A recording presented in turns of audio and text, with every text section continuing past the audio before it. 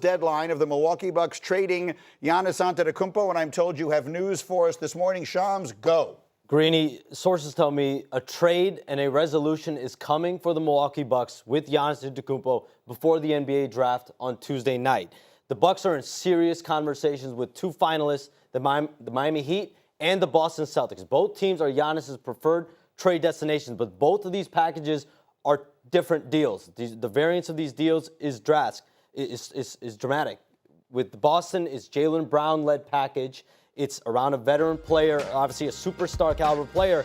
In Miami, it's a group of cost-controlled players, rookie-scale contracts, significant draft capital in that deal.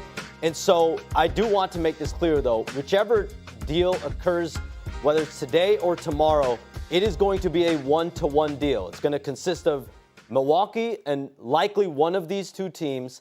And that's how it's going to be. There's no third team, fourth team in any construct right now. Now, the sides could leave this open. Remember, when Kevin Durant was traded a year ago in June, it ended up just being, it ended with those two teams, but it turned into 7 total teams by the end of the offseason. And so that could certainly happen here. But these have been intense negotiations. We know the Giannis situation is gone on for about 13 months now. The Bucks engaged in conversation at the deadline. They've been open for business since the draft combine in May. They've narrowed in on these two teams right now.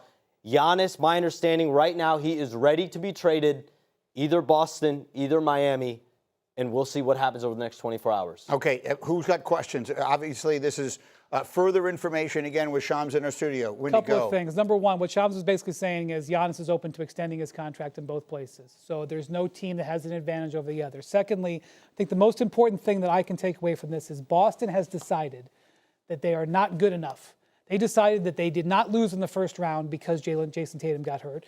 They decided they lost in the first round because they were not good enough. They were not good enough to beat New York in the second round. They were not good enough to get back to the finals. They are going to make a move. And if they don't get Giannis Antetokounmpo in the next 24 hours, I would look for Jaylen Brown possibly to go somewhere else. And I would also say that about Miami.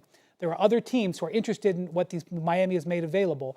And if Miami doesn't get it, I would look for them possibly to move on to another deal in the following days. Okay, interesting. Back to the extension, I wonder how long the extension that both teams are willing to, because he's up for a 4-year, $275 million extension, right? So will that be 3 years or 4 years? Can't sign until October. It's October, fair. So that's another question to ask off of it.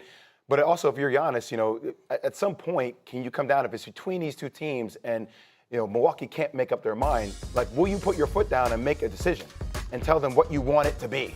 I mean, because essentially, at the end of the day, it's going to be up to GA on what he wants to do. I know Milwaukee's going to hold on to the cards, but he actually has the card. So I wonder what gives him the best and what does he want? So, does he want a franchise like Miami, where if he plays with Bam, he has to then build it all on his back again, similar to Milwaukee? Or does he want something like Boston? I don't think it's going to be his choice, Jay. I think it's Shams was saying. It's two totally different directions for the Bucks organization. It's their choice. So what's in the best interest of the Bucks? Because the best interest of the Bucks, at a small market team, you build a championship roster and a competitive roster through the draft. You don't do it through free agency. They need assets, not just player assets. They need draft picks so they can build and retain players to build some type of culture and roster a little bit longer term. Seth, I think that's one of the reasons why we don't have a deal and why we've gone on for months, because different people have different opinions. I can't emphasize this enough. But whose decision is it, Milwaukee or Giannis? Well, it's obviously Milwaukee's decision, because if Giannis had a specific spot he would have done, Shams would have been talking about it before today. I love when we talk about Shams like he's not in the room, but go ahead. I just go back. You love this. I know. I go back to the Myles Garrett trade. And why would I talk about an NFL trade? Jimmy Haslam is at the wheel, is a big factor in this as a co-owner of the Bucks. He didn't do the Myles Garrett trade until he got a player that he could build around. Right. He could have traded Myles Garrett for more draft capital. He traded him for Verse, who is a player under control who can play the same position. That is a fact when you think about this. If I bet Haslam probably wants Jaylen Brown, and I could see the organization thinking the way you think, which is give us draft capital and young players.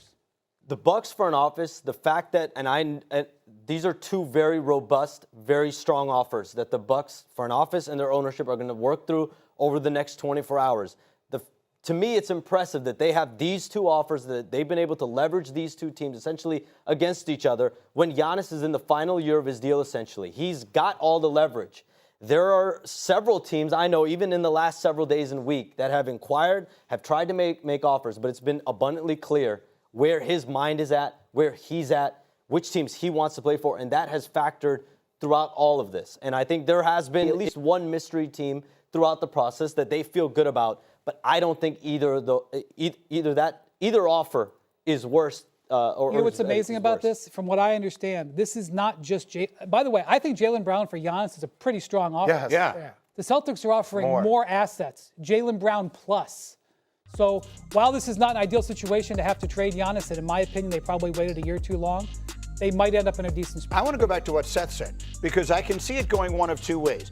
If you're in a small market, yes, you need draft assets because you're not going to get a free agent. But what you're trying to get is one great player. Yeah. And in this trade with Boston, you would be getting that. In my opinion, you're getting that. I think Jaylen Brown is a player good enough to build a team around. You're assuming Jaylen Brown's going to be A-OK in Milwaukee. I was going to say, would he want to go? Two things I would say. Does Jaylen Brown want to go to Milwaukee, which I think is really important? And then Bam, if he wants to win a championship. He is under contract for 3 more years. All right. So is Bam and Giannis, are they good enough where they can get some guys signed at a discount around them that can give them a chance to advance in the East? So I want to tell you that process is already underway. They have already identified players that they can chase if they get this deal done. Are those players good enough to make them as good as the Knicks? Now, that's a different conversation. Well, let me go back to something here, because that's an important thing. What you just said is a very important thing.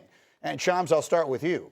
The Celtics and the Bucks have had lengthy conversations that involve Jaylen Brown going to Milwaukee. We don't know, at least I don't know, and I'll ask you, how Jaylen Brown would feel about that. What happens if we live in a world where they make that trade and Jaylen Brown doesn't want to be in Milwaukee? All I'll say to you, Greeny, is if the Milwaukee Bucks go with the Boston Celtics offer, Jaylen Brown will be in Milwaukee. Regardless of whether he wants to or not. And by the way, we also talked about Jaylen Brown potentially getting, that $70 million a year extension? Well, they can't give that to him. But I think Shams is being very specific in his wording here. I'll go a little bit beyond that. Let's see what happens. He's talking about the first transaction. We'll see if there's further transactions after that. The Celtics can't mess around. The Celtics have to do a deal with the Bucks if they can do it. But that would be they might have to sell Jaylen Brown on wanting to be in Milwaukee after that happens. But either way, whether Giannis goes to Miami or Boston, Seth, obviously it's not a complete team. Yeah. They're both going to have to go to work, and they're going to have limited options because they'll have traded a bunch away. Okay, so this is very exciting. So I guess what we're saying is that the trade is going to happen. If I can paraphrase all the things you said at the beginning, for those of you just jumping in here mid-conversation, the trade is going to happen. They've narrowed it down to the two teams. It's going to be it's not going to have a third and fourth teams and all those levels that we've seen in some of the other more complicated trades. And by the time the first pick is announced tomorrow, whether it's Peterson or DeBonta, and you guys can keep arguing about that, Giannis is either going to be a Boston Celtic or a Miami Heat. Correct. And both deals are vastly different. With the Boston deal, you have a Jaylen Brown superstar-led package. There are additional pieces, but there aren't a piece of that. Not to my knowledge. But in Miami, there are more players involved there. There's more cost-controlled rookie-scale contracts involved there.